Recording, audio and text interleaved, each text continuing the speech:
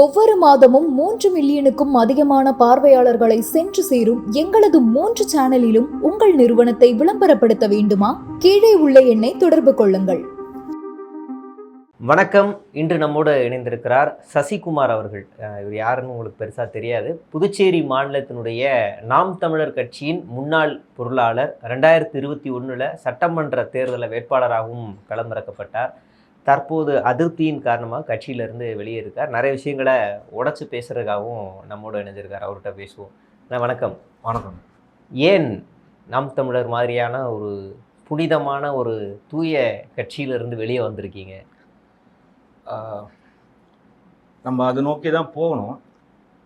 கட்சி புனித நோக்க தான் உள்ளே போகணும்.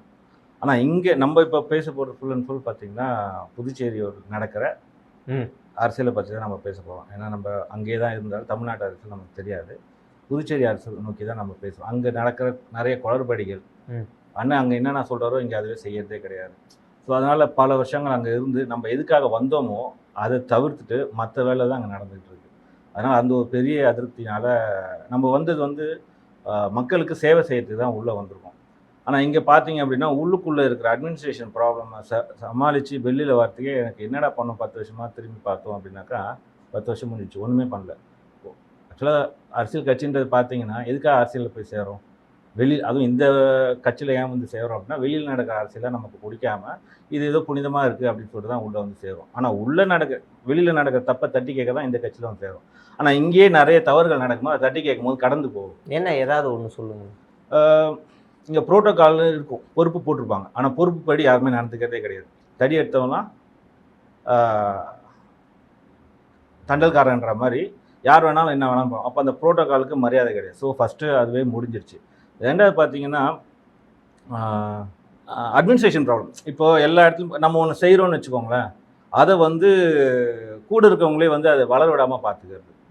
இப்போ இவன் செஞ்சான், இவன் இதை மேலே கொண்டு போகிறாப்புல, கட்சியை கொண்டு போகிறாப்புலன்னு எல்லாம் சேர்ந்து இணைஞ்சி பயணிக்கிறதே கிடையாது. ஆனால் வெளியே எல்லா கட்சியிலையுமே இருக்குது. ஆனால் நம்ம கட்சியில் பார்த்தீங்கன்னா உறவே மாமா மச்சான் அண்ணன் தம்பின்னு தான் பழகும். அண்ணன் தம்பி நம்மளை காலவாரி விட்டே எப்படி இருக்கும்? இப்போ மற்ற கட்சியில் தெரியுது, ஓகே இது அரசியல் கட்சின்ட்டு. இது ஆனால் குடும்பம்னு சொல்லிட்டு தானே உள்ளே வர சொல்கிறீங்க. இது நம்ம குடும்பம், நம்ம எல்லாம் ஒன்று அப்படின்னு சொல்லி உள்ளே வரீங்க.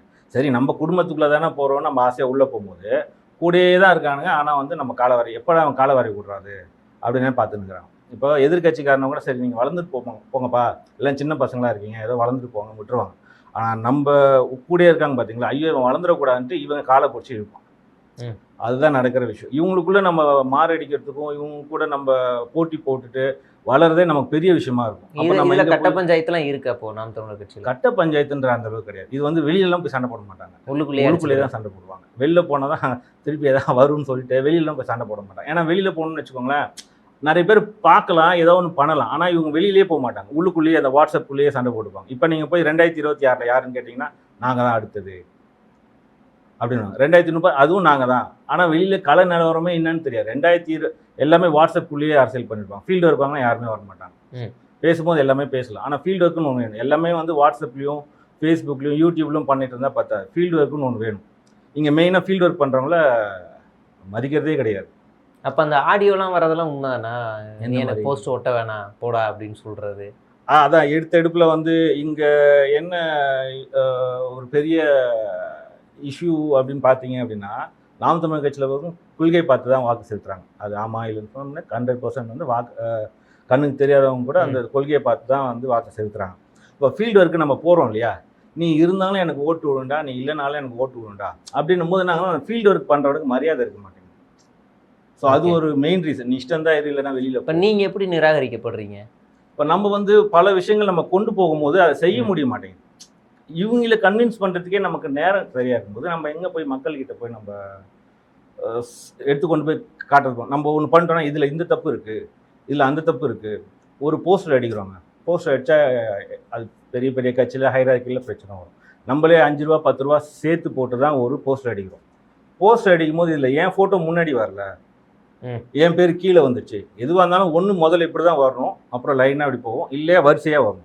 இல்லை எல்லா பேரும் முதலே வரணும் எப்படி போட முடியும்? ஒரு பேருக்கு மேலே தான் இன்னொரு பேர் எழுதும், உள்ள ஒரு ஃபோட்டோக்கு மேலே தான் ஒரு ஃபோட்டோ போடுவோம். அது எப்படி நம்ம அடிக்கிறதே 3 மாதத்துக்கு 4 மாதத்துக்கு ஒரு தடவை தான் போஸ்டர் பேனர் அடிக்கிறோம். அதுக்கே பிரச்சனை வரும். அடுத்த நான் போஸ்டர் அடிப்பேன் நீங்கள் நினைக்கிறீங்களா? போஸ்டர் அடித்தா பிரச்சனை வருதுன்னு போஸ்டர் அடிக்கிறது கிடையாது, பேனர் அடிக்கிறது இல்லை. எது பண்ணாலும் பிரச்சனை. எதிர்கட்சிக்காரர் வந்து பேனர் வச்சா பிரச்சனை பண்ணால் பரவாயில்ல, அவங்க கூட சண்டை போட்டு ஏதோ ஒன்று பண்ணலாம். ஆனால் உள்ளுக்குள்ளேயே பேனர் வைக்கிறதுக்கு சண்டை, போஸ்டர் வைக்கிறதுக்கு சண்டை, நம்மளோட முகத்தையே வந்து வெளியில் கொண்டு போய் காட்டவே முடியல. இப்போ பார்த்தீங்கன்னா தமிழ்நாட்டில் வந்து கட்சி சார்ந்த அரசியல், ஆனால் பாண்டிச்சேரியில் வந்து முக சார்ந்த அரசியல் தான். இந்த மூஞ்சி எந்த கட்சியில் இருந்தாலும் அந்த மூஞ்சிக்கு ஓட்டு வரும். அப்போ நம்ம வந்து ரெகுலராக அந்த மூஞ்சை காட்டிகிட்டே வரோம். இப்போ முக்கியமான நம்ம வந்து எதுக்காக இங்கே வந்திருக்கோம், எதை எக்ஸ்போஸ் பண்ண வந்திருக்கோம் அப்படின்னு பார்த்தீங்கன்னா, இது வந்து தேர்தலுக்காக ஒரு கட்சியோட கடைசி என் பாயிண்ட் என்ன, எலெக்ஷனில் ஜெயிக்கணும். அதுதான் வந்து ஒரே குறிக்கோள், வேறு எதுவுமே கிடையாது.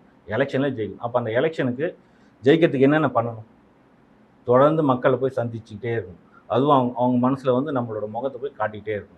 இங்கே என்ன நடக்குதுன்னா, எல்லாருமே புதுசாக பேட்ச் பை பேட்சாக போடுறாங்க. ஒரு எலெக்ஷனுக்கு புது ஆளாக போட்டுன்னே இருக்காங்க. அப்போ என்ன ஆகுதுன்னா, மக்கள்கிட்ட நம்மளோட முகத்தை போய் கொண்டு போய் சேர்க்க முடியல. அது புது ஆளுங்களுக்கு ஒரு வாய்ப்பு தரதான் நினச்சிக்கலாம்ல. அடுத்தடுத்த வர ஜென்ரேஷன் ஏற்கனவே உங்களுக்கு 2021 கொடுத்துருக்காங்க, 26 கொடுக்கல அப்படின்னா இப்போ இன்னொருத்தருக்கு கொடுத்துருக்காங்க, வாய்ப்பு கொடுத்துருக்காரு அண்ணன் அப்படின்னு நினச்சிக்கலாம்ல. இல்லை, இப்போ நான் வந்ததே பார்த்தீங்கன்னா, இப்போ பேசுகிறதால என்ன நினைப்பாங்கன்னா, நமக்கு சீட்டு கொடுக்கல அந்த விரக்தியில் வந்து பேசுகிறாங்க. நான் விருப்ப மனுவே கொடுக்கல. நாளைக்கு இந்த மாதிரி பேச்சு ஒன்று வரும்னு சொல்லிட்டு தான் நான் விருப்ப மனுவே கொடுக்கல. ஏன்னா நல்லா தெரியுது இவங்களை மக்களை ஏமாத்துறாங்கன்னு சொல்லிட்டு. அப்போ நம்பி போடுற வாக்கு போடுறாங்க இல்லையா, அந்த மக்களை நான் என் பேரில் நான் ஏமாற்றி ஓட்டை பிரிக்கக்கூடாது அப்படின்னு நினைக்கிறேன். இவங்களோட பாயிண்ட் ஆஃப் வியூ ஏன் நீங்கள் கேட்டிங்க இல்லையா, புதுசாக போடுறால என்ன பிரச்சனை. இங்கே நம்ம ட்ரைனிங் இன்ஸ்டியூட் நடக்கலை. புதுசாக ஆளை கொண்டு வந்து எலெக்ஷனில் நிற்க வச்சு ட்ரைனிங் நம்ம கொடுக்கல. நம்ம வர்றது கட்சியே ஜெயிக்கணுன்றது தான். அப்போ வந்து ஒரே ஆளை திருப்பி போட்டால் தான் வந்து தம்பி வராப்புல ஒரு தடவை நிற்கிறாரு, 2வது தடவை நிற்கிறாரு, 3வது தடவை நிற்கிறாருன்னா மக்கள் வந்து நம்மளை பற்றி திரும்பி பார்த்துட்டு ஓட்டு போடுவாங்க. இப்போ போய் கேட்கும்போது, என்னப்பா நாம் தமிழ் கட்சியில் நீங்கள் நிற்கலையா, அப்போ வேறு யாரோ நிற்கிறீங்க பொதுவாக அப்படின்னும் போது அந்த இடத்துல ஒரு 20 ஓட்டு 40 ஓட்டு குறையுது. அது எங்கள் மேலே தப்பு கிடையாது. அதுதான் ஒரு தொகுதிக்கு அங்கே எவ்வளோ நாம் தமிழர் கட்சி வாக்கு வரும்? இப்போ எங்களோட தொகுதியில் பார்த்தீங்கன்னா ஆவரேஜாக பார்த்தீங்கன்னா ஒரு தொகுதிக்கு 2000 ஓட்டு விழுங்க. எல்லாமே வந்து ஏறுமுகமாக தான் இருக்குது. 2000 ஓட்டுனாலே அது ஒரு தொகுதிக்குனாலே 20-30% ஆயிருமே. கண்டிப்பாக அதில் பார்த்தீங்கன்னா முதல்ல 100லேருந்து ஆரம்பிச்சிது. 100, 1000, 1500, 2000. ஸோ இந்த மாதிரி ஏறுமுகமாக தான் இருக்குது. அது என்ன ஆயிடுதுன்னா, ஏறுமுகமாக ஆகும்போது நான் சொன்னேன் இல்லைங்களா, நீ இருந்தா இல்லைன்னா போ, எனக்கு விழுற ஓட்டு விழும். அது என்ன ஆகுதுன்னா, வேலை செய்கிறவனுக்கு மதிப்பு கிடையாது அந்த இடத்துல. நீ போறியா போ. அப்போ இது திட்டமிட்டே டம்மி வேட்பாளரை நிறுத்துற மாதிரி இருக்கு. ஆமாம், கண்டிப்பாக. இப்போ நீங்கள் கேட்குறது வந்து கரெக்டான கேள்வி. வேணும்னே திட்டமிட்டு டம்மி வேட்பாளரை நிற்க வைக்கிறது. ஏன்னா அது ஒரே ஆளே விழுந்துட்டானா என்ன ஆகும், ஓட்டு இன்க்ரீஸ் ஆகுமா? புது ஆளை போட்டால் அவங்களுக்கு ஃபஸ்ட்டு எலெக்ஷன்னா என்னன்னு தெரியணும், கட்சியோட கொள்கை என்னன்னு தெரியணும். இதெல்லாம் தெரிஞ்சு உள்வாங்கி அதுக்கப்புறம் தான் கொண்டு போய் நீங்கள் ஓட்டே கேட்க முடியும். சரி, இது எப்போ நடக்கும்? புது வேட்பாளர் போடுறீங்களா, ஓகே, நீங்கள் புது வேட்பாளர் போடுங்க, தப்பே கிடையாது. உங்களுக்கு தெரியல 2021 எலெக்ஷன் வருதுன்னு சொல்லிட்டு 50-50 சொல்கிறீங்க இல்லையா, மகளிர் 50, ஆண் வேட்பாளர் 50% சொல்கிறீங்க இல்லையா. உங்களுக்கு தெரியும் 2026 எலெக்ஷன் வருதுன்னு சொல்லிட்டு ஏன் நீங்கள் ஹோம் ஒர்க் பண்ணவே இல்லை? ஃபீல்ட் ஒர்க் பண்ணணுமா இல்லையா? நீங்கள் புதுசாக போடுறீங்களா போடுங்க, ஒன்றும் தப்பே கிடையாது. புது ஒரு ஆள் உள்ளே வரட்டும். ஆனால் குறைஞ்சது அவங்க ஒரு வருஷம் ஆச்சும் ஃபீல்டு ஒர்க் பண்ணணுமா இல்லையா? இன்னைக்கு அடையாள அட்டை போடுறது, நாளைக்கு சீட்டு கொடுக்கறது, நாளானைக்கு வேட்புமனு தாக்கல, என்ன நீங்கள் புதுசாக புரட்சி பண்ணிட்டீங்க? இப்படிதான் அப்போ சீட்டு அங்கே இப்படி தான் சீட்டு. 2வது அந்த தொகுதி ஆட்கள் அங்கே தொகுதியில் நிற்க வைக்கிறது கிடையாது. பொதுவாக பார்ப்பாங்களா இல்லையா? ஆமாம், நீ என் தொகுதியாப்பா, என் தொகுதியாக இருந்தால் என் கஷ்டம் உனக்கு தெரியும்னு சொல்லி அட்லீஸ்ட் புது ஆள் போடுறீங்களா, அட்லீஸ்ட் அங்கே இருக்கிற தொகுதி ஆளாச்சும் போடணுமா இல்லையா? மொத்தம் 7 தொகுதியில் வேறு தொகுதியில் ஆள் எடுத்துன்னு போட்டிருக்கீங்க. அப்போ இந்த 5 வருஷமாக அந்த தொகுதியை நீங்கள் வேலையே செய்யலையா? அங்கே கட்சியாலே உங்களுக்கு வந்து அங்கே மாவட்ட செயலாளரா இல்லை மாநில செயலாளர்? அவர் மேலே மாநில செயலாளர். மெயின் திங்கே அந்த ஒரு 4 பேர் இருக்காங்க. சரி, அது ஒரே வார்த்தையில் சொன்னால் நல்லா இருந்த கட்சியும் அதை நாசமாக்குன 4 பேர். இதுதான் வந்து டைட்டிலே. இது என்ன ஆச்சுன்னா, யாருமே விடுறது கிடையாது. எப்படி சொல்கிறது, வளர்ச்சிக்கு பாதையில் கொண்டு போகிறது. ஏன்னா அவங்க அங்கே இருந்துகிட்டே இருக்கணும். இப்போ யாராச்சும் ஒருத்தன் வளர்ந்துட்டான் அப்படின்னா என்ன ஆகும், கட்சி வேலை செய்கிறவங்க பின்னாடி போயிடும். அப்போ நம்ம காணாமல் போயிடுவோம் இல்லையா? அந்த ஊரில் வருவாங்க, யாராச்சும் புதுசாக வேலை செய்கிறாங்க, புது பசங்க வராங்கன்னா அவங்க வேலை செய்கிறாங்க, நல்லா வேலை செஞ்சாங்கன்னா கட்சி விட்டு தூக்கிடுவாங்க. நீங்கள் எதுவுமே பண்ணல, எந்த கேள்வியுமே கேட்கல அப்படின்னா நீங்கள் நிரந்தரமாக கட்சியில் இருக்கலாம், எந்த பிரச்சனையுமே கிடையாது. இப்போது எலெக்ஷன்ட்டு வரும்போது எதனால இன்னொரு முக்கியமான விஷயம், எதனால் நம்ம வந்திருக்கோம் அப்படின்னு பார்த்தீங்கன்னா, யாருக்கெல்லாம் இப்போ பார்த்தீங்கன்னா 7 பேர் வந்து புது ஆட்கள். கட்சிக்கும் அவங்களுக்கும் சம்மந்தமே இல்லை. கட்சிக்கும் அவங்களுக்கும் சம்மந்தமே இல்லை. அந்த ஆண் வேட்பாளரில் சில பேர் இருக்காங்க. பெண் வேட்பாளரை பார்த்தீங்கன்னா தேடி கண்டுபிடிச்சி இந்த வடிவேலும் சத்யராஜும் கிரிக்கெட் விளையாடுறதுக்கு போயிட்டு டிராவிட் இல்லை டேவிட் அந்த மாதிரி போவாங்க பார்த்தீங்களா, அந்த மாதிரி போய் பிடிக்காது. உங்களுக்கு தெரியும் இல்லையா, 50% லேடிஸ்ன்னு சொல்லிட்டு மகளிர்னு சொல்லிட்டு அது ஒரு 2 வருஷத்துக்கு முன்னாடியே இல்லை 3 வருஷத்துக்கு முன்னாடியே ஃபிக்ஸ் பண்ணி ஜெயிக்கிறவன் அந்த வேலை செய்வாங்க. ஒத்துக்கிறீங்களா இல்லையா? ஒரு ஒரு ஒரு ஒரு ஃபைட்டர் வந்து நான் ஜெயிக்கணும்னு நினைக்கிறவன் குறைஞ்சது 2 வருஷம் 3 வருஷத்துக்கு ப்ராக்டிஸ் எடுத்துகிட்டே இருக்கும். அவன் என்ன தான் நல்லா ஃபைட் போட்டாலும் அவன் ப்ராக்டிஸை எடுத்தால் தான் அங்கே போய் ரிங்கில் போய் ஆட முடியும். சண்டை வந்துச்சு, நீ க்ளவுஸ் மட்டும் மாட்டிக்கிட்டு போய் நீ அடிக்கிற மாதிரி அடி, நான் வாங்குற மாதிரி வாங்குறேன், அப்புறம் நான் ஊந்துற மாதிரி ஊந்துறேன், அப்படி தானே போயிட்டுருக்கு. நானும் நிற்கிற மாதிரி நிற்கிறேன், கேம்பெயின் பண்ணுற மாதிரி பண்ணுறேன், ஆனால் நான் தோற்றுருவேன். சரி, இப்போ நீங்கள் சொல்கிற அந்த 4 நிர்வாகிகள் மட்டும்தான் பிரச்சனை. அப்போ சீமான் சரின்னு நினைக்கிறீங்க. அப்போ அந்த 4 பேர் பற்றின புகார் நீங்கள் சீமான் அவர்கிட்ட கொண்டு போயிருக்கலாமே. இது வந்து நேத்தோ இல்லை முந்தா நேத்தோ கஷ்டப்பட்டு நடந்த இஷ்யூக்காக நான் வரல. இந்த பிரச்சனை வந்து பார்த்தீங்கன்னா 13 வருஷமாக நடந்துட்டுருக்கு. இது நேத்தோ ஒரு வருஷத்துக்கு மேலே நடந்த பிரச்சனை இல்லை, 13 வருஷமாக நடக்கிற பிரச்சனை. இது பல முறை அண்ணங்கிட்ட கொண்டு போய் சேர்த்தாச்சு. புகார் கடிதம் கொடுப்போம். ஆனால் அந்த புகார் கடிதம் பார்த்தீங்கன்னா யார் மேலே புகார் கொடுத்துருக்கோமோ அவர்கிட்டயே போயிடும். தம்பி, இது உன் மேலே கம்ப்ளைண்ட் வந்திருக்கு, என்னென்னு சரி செஞ்சுருப்பா. அவர் எப்படி சரி செய்வார்? சரி செய்கிறாள் இருந்தால் தப்பே பண்ணியிருக்க மாட்டார். அவர் கையிலேயே கொடுத்துட்டு போனால் அதுக்கப்புறம் எங்கள் புசுவானம் தான். இப்போ நம்ம ஒரு தடவை போடுறோம், நம்ம கூடயே இருக்க போடுறோம், அண்ணன் கூடயே. அவர் பார்த்துட்டு காலைல பார்த்துட்டு மதியம் பார்த்துட்டு சாயந்தரம் பார்க்கல, நம்ம மொதமாக ஒரு கொடுத்துட்டு நம்ம போயிடும். இவங்க போய் என்ன பண்ணாங்க நமக்கு தெரியல. கையில் காலைல வந்து ஐயோ அவன் வந்துட்டு போன ரொம்ப கெட்டவன் அப்படின்னு கூட சொல்லலாம். அண்ணன் கூப்பிட்டு கேட்க போகிறது கிடையாது. இவங்க என்ன, ஏன்னா கூட இருக்கவங்கள பேச்சு தானே யாராக இருந்தாலும் கேட்பாங்க.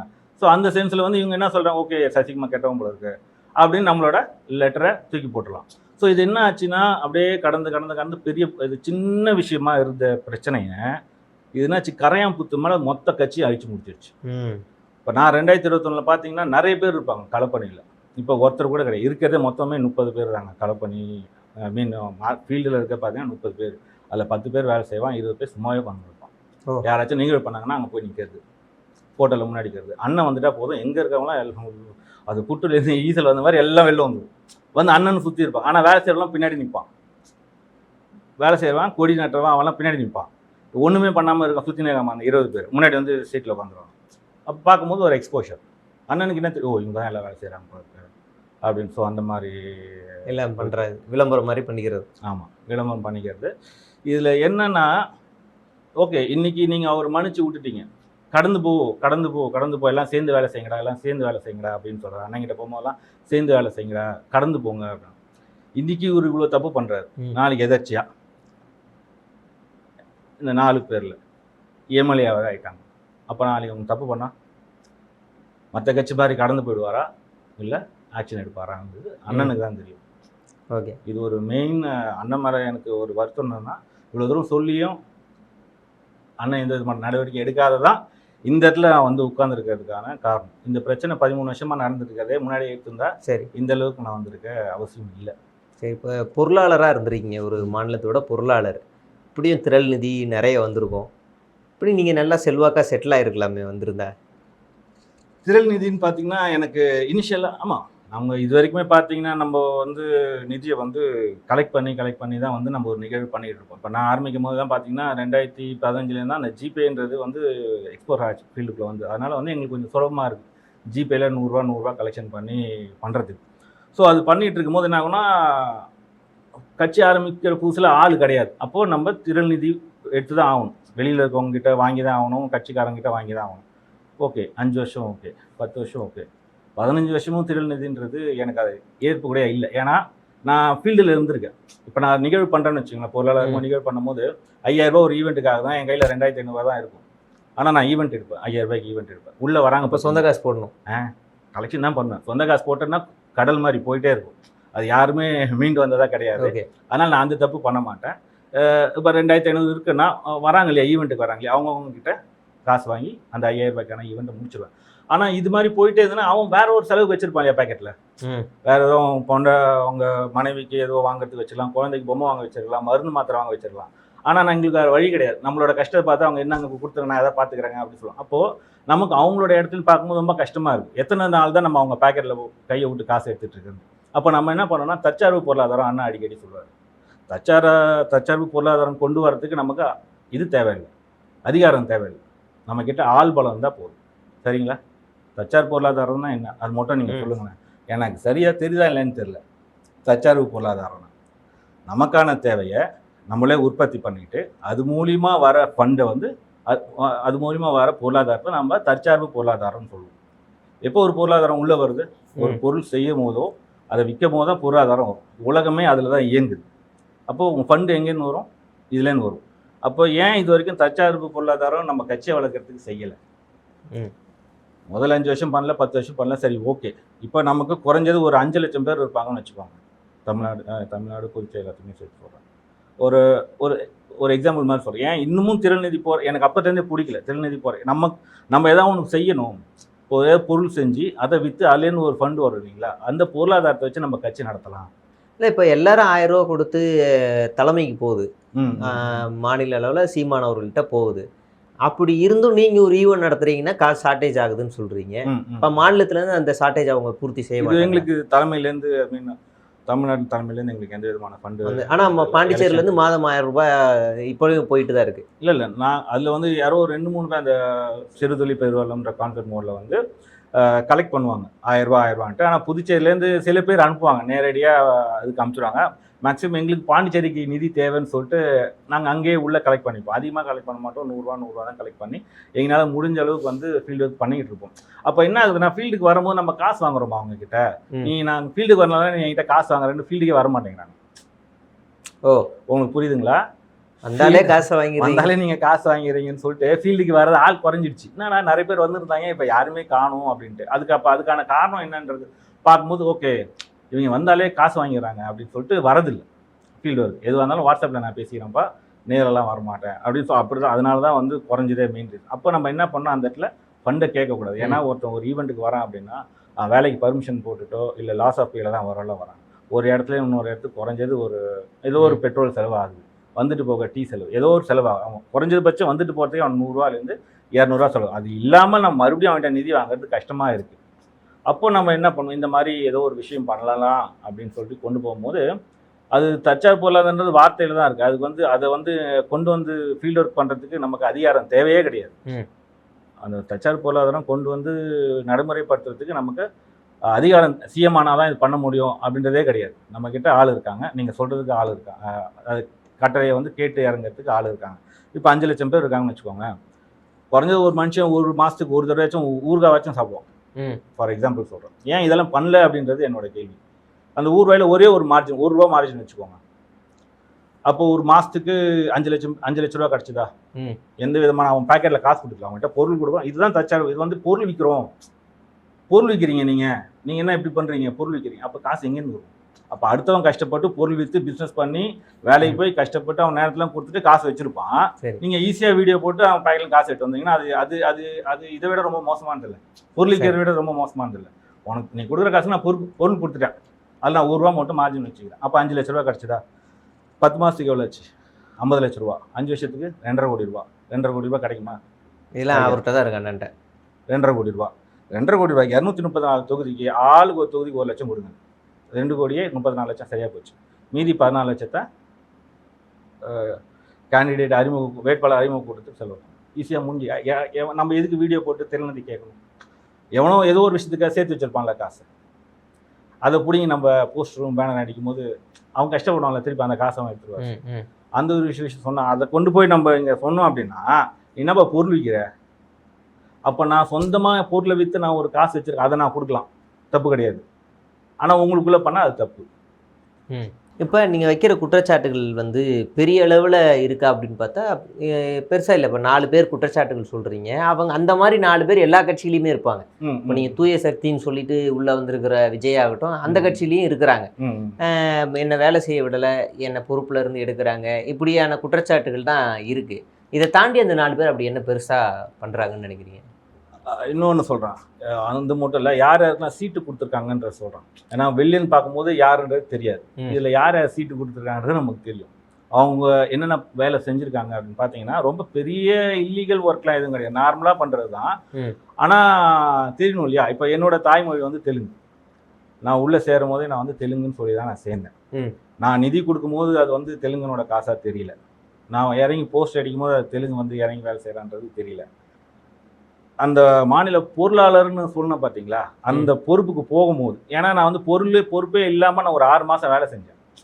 எனக்கு எந்த விதமான பொறுப்பும் கொடுக்காம. ஏன்னா எந்த இடத்துல வந்து கட்சி கீழே போகுதுன்னு பார்த்துட்டு ஓகே ஃபினான்ஷியலாக கீழே போகுது, அப்போ நம்ம அந்த இடத்துல வச்சு நம்ம படித்த படி நான் எம்இ முடிச்சிருக்கேன். ஸோ நம்ம படித்த படிப்பும் எக்ஸ்பீரியன்ஸும் கொண்டு வந்து இதில் சேர்த்து ஏதாவது ஒன்று பண்ணலாம் அப்படின்னு சொல்லி போகும்போது தான் ஓகே ஃபினான்ஷியல் வந்து கட்சி வளர வச்சாலும் ஆட்டோமேட்டிக்காக கட்சி வளர்ந்துரும் அப்படின்ற சென்ஸில் நம்ம இறங்கி வேலை செஞ்சு 6 மாதம் எந்த விதமான பொறுப்பு இல்லாமல் பண்ணிவிட்டு கடைசியாக ஒரு பொறுப்பு நம்ம கேட்கும் போது, தம்பி நீ தெலுங்கு, தாய்மொழி தெலுங்கு, அந்த 4 பேர் சொன்ன பாருங்க, அந்த 4 பேர் என்ன சண்டை போட்டாங்க, கொடுக்கூடாது, மாற்று மொழி தெலுங்கு கொடுக்கூடாது அப்படின்னாங்க. சரி அண்ணங்கிட்ட போய் பேசலாம், நீங்கள் சொல்கிறது ஓகே, அண்ணங்கிட்ட பேசலாம். இந்த விதத்தில் அண்ணன் வந்து நான் சொன்னோன்னே, தம்பி நீ தான், உனக்கு தான் இந்த போஸ்டிங் சீமான் சொல்லிட்டு ஓகே. இந்த செகண்ட் நான் போயிட்டு அண்ணன் இது மாதிரி போஸ்டிங்கில் இருக்கக்கூடாதுன்னு சொல்கிறாங்கண்ணே அப்படின்னு சொல்லி கேட்கும்போது, யாரா சொன்னாங்க, இங்கே தான் உட்காந்துருக்காங்க அப்படின்னு சொல்கிறாங்கண்ணே, உனக்கு என்னடா வேணும், இது மாதிரி பொருளாக பண்ணிகிட்டு இருக்கேன், அது கொடுத்தீங்கன்னா நல்லாயிருக்கும்னாரு. எனக்கு அடுத்த 5 நிமிஷத்தில் எனக்கு அந்த லெட்டர் வந்துச்சு, மாநில பொருளாளர் அப்படின்னு சொல்லிட்டு வந்துச்சு.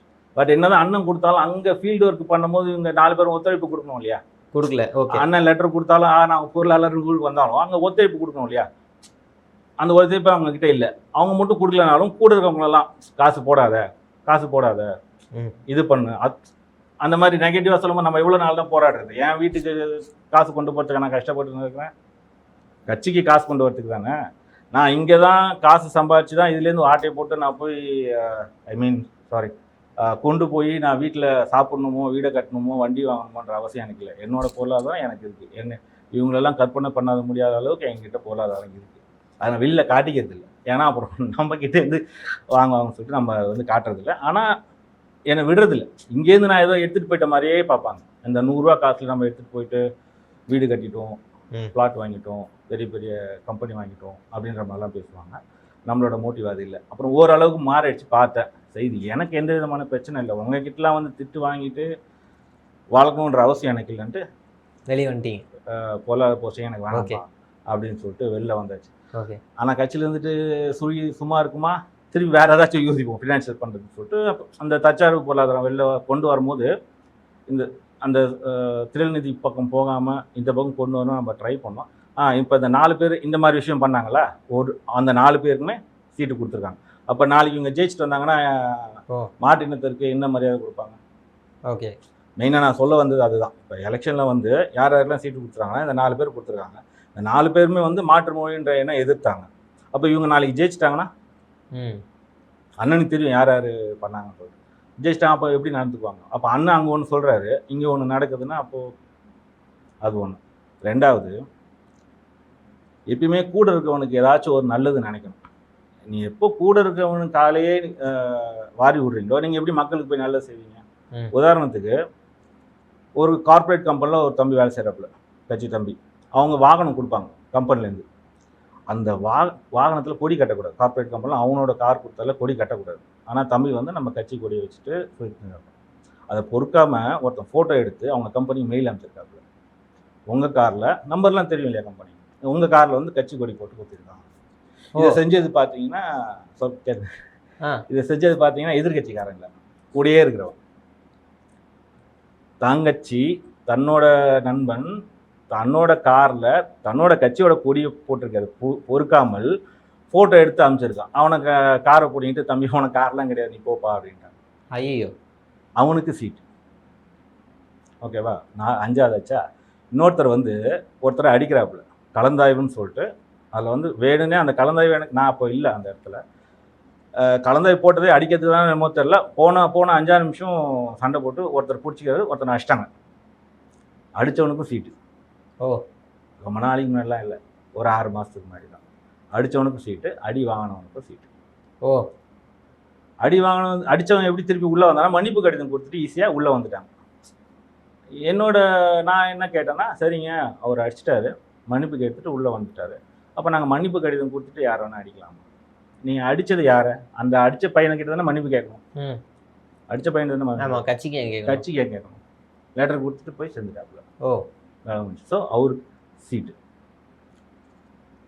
இன்னொரு தம்பி பார்த்தீங்கன்னா, அவர் சாதாரண ஒரு ஆட்டோ ஓட்டுநர் தான். அவர் கையில் காசு, கட்சியோட காசு தான் வரும். கட்சியே யாரோட காசில் தான் வேலை செய்யுது. கட்சியே யாரோட காசில் வேலை செய்யுது. அந்த காசில் தான் தம்பி வந்து ஃபீல்ட் ஒர்க் பண்ணிவிட்டு அவரோட நிதியும் போட்டு வேலை செஞ்சு 4.5 வருஷம் வேலை செஞ்சார். அது என்ன ஆச்சுன்னு தெரியல, அவர் மாதிரி ஒரு பொய் புகார் சொல்லி உன் மேலே கேஸ் இருக்கு, உன்னை கட்சி விட்டு தூக்குறோம் அப்படின்னு சொல்லிட்டு அவர் என்ன சொன்னார்னா, அவர் போய் என்ன பண்ணுறாருன்னா, அவர் இருக்கிற ஸ்டேஷனில் போய் என்ஓசி வாங்கிட்டு வந்து கொடுத்தாரு. என்ஓசினா என்னது, அவர் மேலே எந்த விதமான கேஸும் இல்லை அப்படின்னு சொல்லி கொடுத்தாரு. நீங்கள் என்ன பண்ணியிருக்கோம், சாரி தலைமை மன்னிச்சுங்க, அவன் மேலே தவறான குற்றம் சொல்லிட்டோம், மன்னிச்சுக்கோங்க, தூக்கிட்டாங்க கட்சி விட்டு. 4.5 வருஷம் வேலை செஞ்சாப்புல. அவரும் போன வாட்டி வேட்பாளர், இந்த வாட்டி நிற்கிறதுக்கான முழு ஆயத்தம் செஞ்சு 4.5 வருஷமாக கட்சியை விட்டு தூக்கிட்டேன்.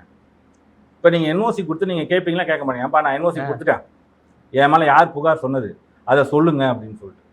நீங்கள் சொல்லலைன்னா கூட அவனை சரிப்பா அதெல்லாம் விட்டுரு, நீ மன்னிச்சிட்டா, நீ திருப்பி அப்படியே கண்டினியூ பண்ணி சொல்லணுமா சொல்லக்கூடாதா?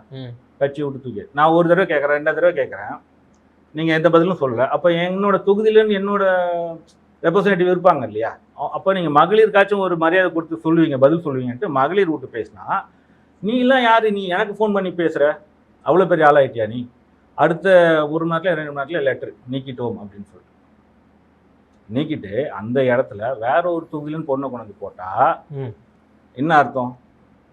அந்த பொண்ணு வேலையை செஞ்சு அந்த தொகுதியே கிடையாது, வேற தொகுதியிலும் கொண்டு வந்து அந்த இடத்துல வந்து இப்போ களமாடிட்டு இருக்காங்க, ஐ மீன் வேட்பாளராக இருக்காங்க. என்ன காரணத்துக்காக அவரை தூக்குனீங்க, என்ன காரணத்துக்காக இன்னொருத்தவங்க போட்டீங்க?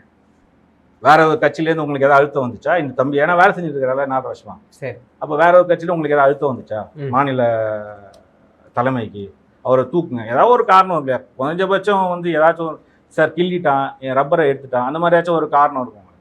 எந்த காரணமும் இல்லாமல் கட்சியை விட்டு தூக்கிட்டு அந்த இடத்துல புதுவாளை போட்டினா நீங்கள் வந்து வாக்கு வேணும்னு நினச்சி ஆட்களை நியமிக்கிறீங்களா, இல்லை வாக்கு வரக்கூடாதுன்னு நியமிக்கிறீங்களா? இப்போ இல்லை போட்டிருக்க கேண்டிடேட்ஸில் யாருமே ஃபீல்டு ஒர்க் பண்ணதே கிடையாது. நாம் தமிழ் கட்சினாலே ஃபீல்டு ஒர்க் தான். ஆனால் இங்கே புதுச்சேரியில் யார் யாரெல்லாம் ஃபீல்டு ஒர்க் பண்ணலையோ அவங்களுக்கு தான் சீட்டு.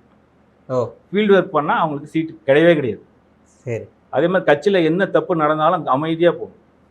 அமைதியாக போகாமல் எதிர்த்து கேள்வி கேட்டிங்கன்னா அந்த தொகுதியை பெண் வேட்பாளரை மாற்றிடுவோம்.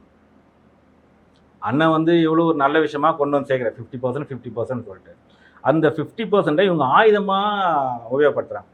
இப்போ நான் ஒரு எதிர்த்து கேள்வி கேட்டேன்னு வச்சுங்களேன், அந்த தொகுதியை வந்து பெண் வேட்பாளரை மாற்றிடுது. அப்போ நானும் போய் அண்ணன்கிட்ட முறையிட முடியாது, அண்ணன் நான் வேலை செய் பெண் வேட்பாளர் விட்றா, அவங்க கூட வேலை செய்யடா அப்படின்ட்டு போயிடுவார். அவரும் ஒன்றும் சொல்ல முடியாது, நானும் எதுவும் சொல்ல. அப்போ சைலண்ட்டாக அந்த இடத்துல ஒரு மர்டர் நடந்துச்சு, அந்த இடத்துல வந்து என்னை முடிச்சிடறாங்க.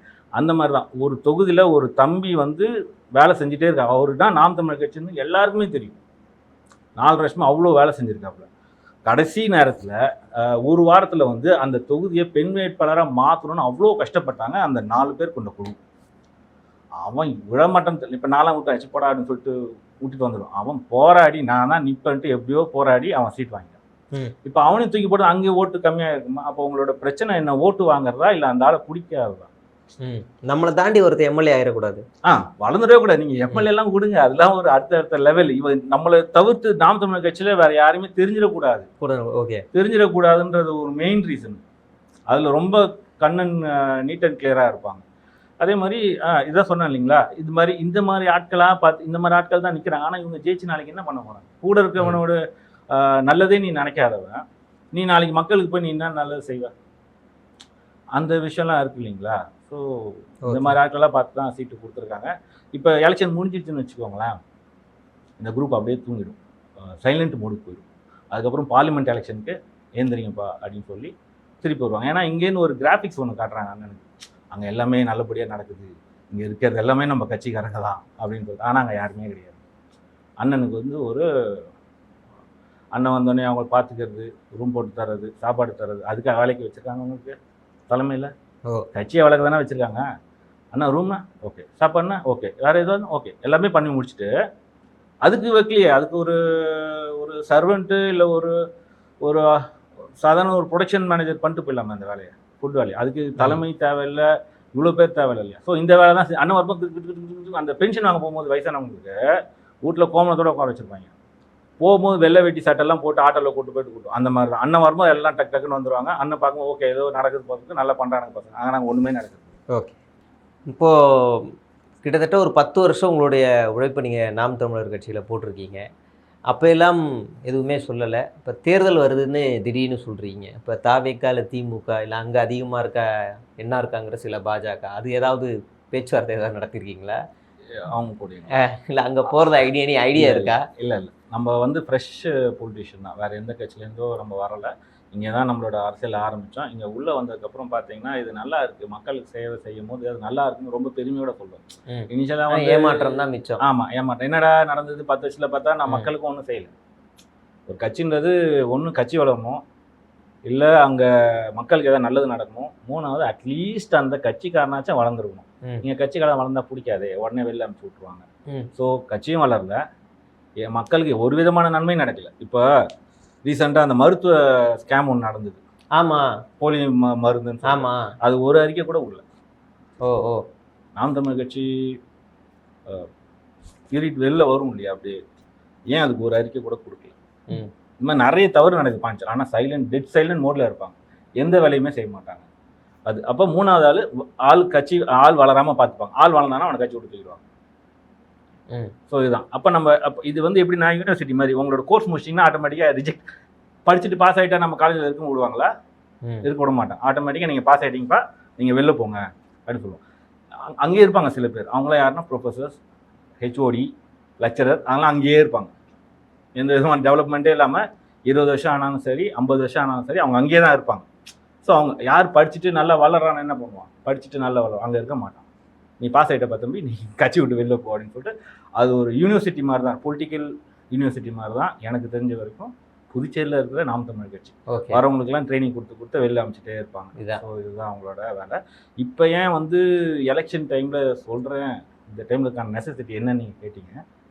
இந்த டைமில் தான் இதோட வீரியம் என்னன்றது அண்ணனுக்கு தெரியும். இப்போ எலெக்ஷன் முடிஞ்சதுனாலையோ எலெக்ஷனுக்கு முன்னாடி சொல்லியிருந்தாலோ இந்த வீரியம் இருக்குமான்றது எனக்கு தெரியல. அந்த வீரியம் வேணும். ஏன்னா இதுக்கு மேலேயும் போச்சுன்னா நமக்கு பசங்க அழைப்பு கொடுத்து பேசும்போது தான், நான் ஏன் இன்னைக்கு கூட வந்தேன் அப்படின்னா, பசங்க நமக்கு அழைப்பு கொடுத்து பேசுகிறாங்க. ஆனால் நீ இருக்கும் போதாச்சும் நீ ஏதாவது கேள்வி கேட்ப, இப்போ எதுவுமே நடக்கல, கண்ணாப்பண்ணான்னு போயிட்டு இருக்கேன் அப்படின்னு உள்ளே இருக்கவங்க கஷ்டப்படும் போது, இதை கண்டிப்பாக நாங்களும் எவ்வளோ ட்ரை பண்ணோன்னா, ஆனால் இந்த 5 பேர் எங்களை தடுத்துறாங்க, மேற்கொண்டு போக முடியல அப்படின்னும் போது நம்ம இது வேறு வழியே தெரில, எனக்கும் வேறு வழி தெரில. அதனால் எக்ஸ்போஸ் பண்ணாதான் இதோட வீரியம் என்னன்றது அண்ணனுக்கு தெரியும். ஸோ அண்ணனோட இதுக்காக நான் கொண்டு போகிறேன்.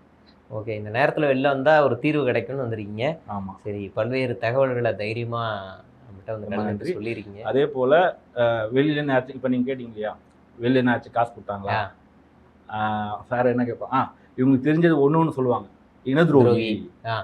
இனதுரோகி காசு வாங்கிட்டான். அதாவது நான் வெளியில் வந்துட்டேன், இப்போ நான் பேசும்போது நான் துரோகிலாம் கிடையாது, நான் வந்து நான் வந்து எதிரி ஆகிட்டேன். ஆதம் கூட இல்லை, நான் எதிரியாகவே ஆகிட்டேன்னு வச்சுக்கோங்க. நான் வந்து கட்சி வளரணும், இவங்களை எடுத்துட்டிங்கன்னா கட்சி நல்லாயிருக்கும், அப்போ நான் கட்சி நல்லா இருக்கணுன்ற ஆதங்கத்தில் நான் வந்து எதிரி ஆகிட்டேன். ஆனால் கட்சிக்குள்ளேயே வந்துக்கிட்டு வேலை செய்யாமல் கட்சி வளராமல் பார்த்துக்கிறாங்க பார்த்தீங்களா, ஆக்சுவலாக அவங்க தான் எதிரியே. ஸோ அதனால் வந்து கமெண்ட்ஸில் வந்து காசு வாங்கிட்டேன், சொந்த காசுலாம் வந்தேன் ஊர்லேருந்து, காசு வாங்கிட்டேன், அது பேர்னா இன துரோகி, தயவு செஞ்சு அதெல்லாம் போடாதீங்க. பாண்டிச்சேரி ஆட்கள் போட்டோம், ஏன்னா எதுவுமே தெரியாமல் தமிழ்நாட்டு உறவுகள் அது மாதிரி கமெண்ட் பண்ண வேண்டாம் அப்படின்றது என்னோட தாய்மான வேண்டிகோள். கமெண்ட் பண்ணிங்கன்னா மறுபடியும் நான் பேச வேண்டியது வரும்.